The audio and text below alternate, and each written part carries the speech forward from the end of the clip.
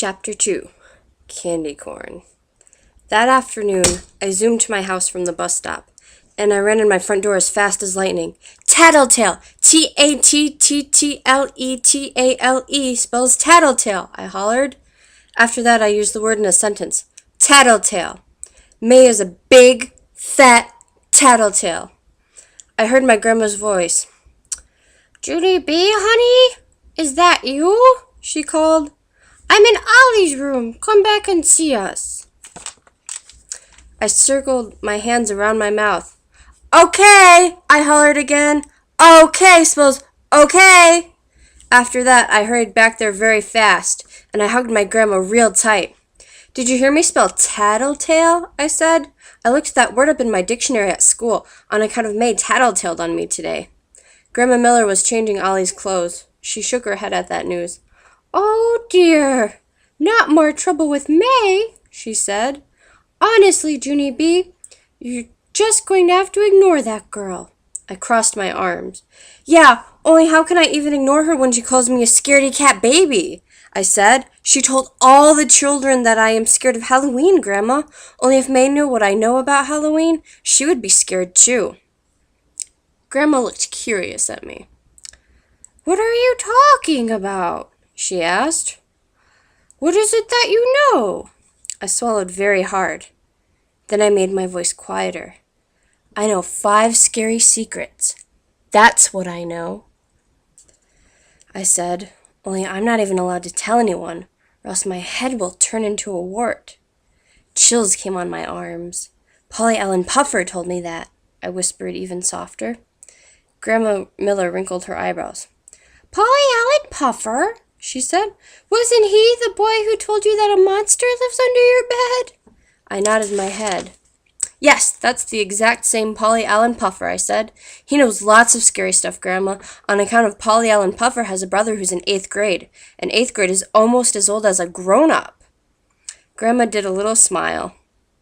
Then she finished buttoning Ollie's sweater, and she put him on the floor to walk to me.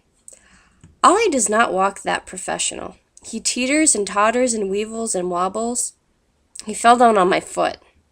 Then he patted my shoe very nice, and he said the word moo. Moo is Ollie's favorite word. He is not the sharpest tool in the barn. Grandma bent down to pick him up. I touched her softy white hair. Bats would love that hair, I believe. "I wouldn't go out on Halloween if I were you, Grandma," I said. "Not with that head of hair."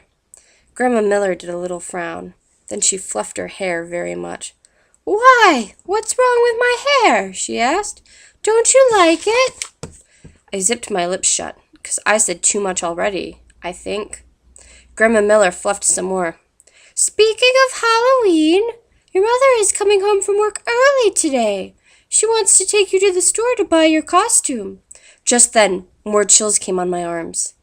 I started backing out of Ollie's room very slow. "Yeah, only I might not want to buy my costume today," I said. "I might want to buy it tomorrow, or the next day, or never, possibly." I kept on backing up. "Okay, well, I think I will go take a nap now, Grandma, and so when Mother gets home, please tell her not to bother me." I did a salute. "Thank you and good night," I said.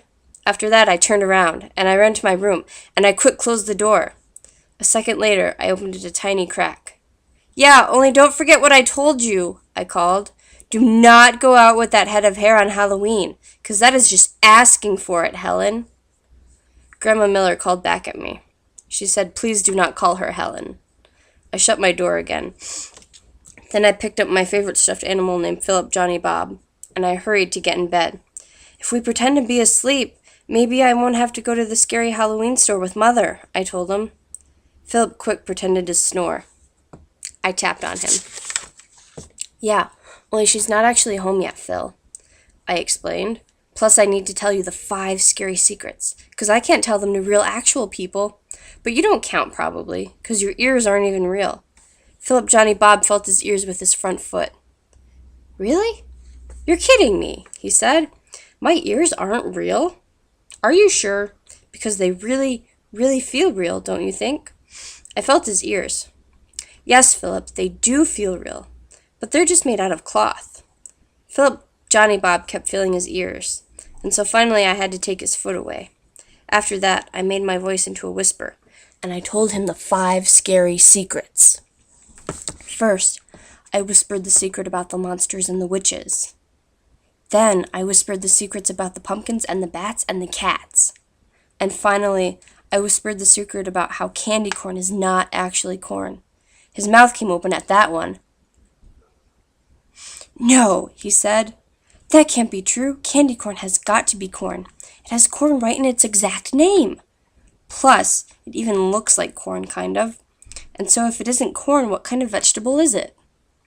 I did a shrug. "I don't know, Phil," I said. "It can't be peas, 'cause peas are roundish and greenish." "Right," said Philip. "And it can't be carrots, 'cause carrots are longish and crunchish." We thought some more. Then both of us looked at each other. "Maybe Polly Ellen Puffer's big brother is wrong about the corn." "Yes, he's got to be wrong," said Philip. "Candy corn is definitely corn. There's nothing else it could be." I nodded. "But the other scary secrets are true, I bet. You can just tell they're true by the sound of them.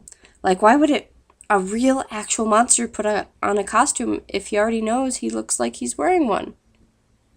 "I know," said Philip, "and the pointy, sharp pumpkin teeth make sense, too. 'Cause what good are pointy, sharp teeth if you can't eat feet?" "Right," I said, "and you know the bat and cat secrets are true, too. 'Cause what bat wouldn't want to live in Grandma's softy hair?" "And witches' cats can definitely claw you into shreddle," said Philip. He looked up at me. "Maybe you shouldn't go trick-or-treating this year, Junie B," he said.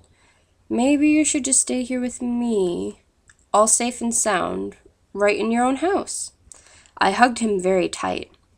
That elephant is very supportive.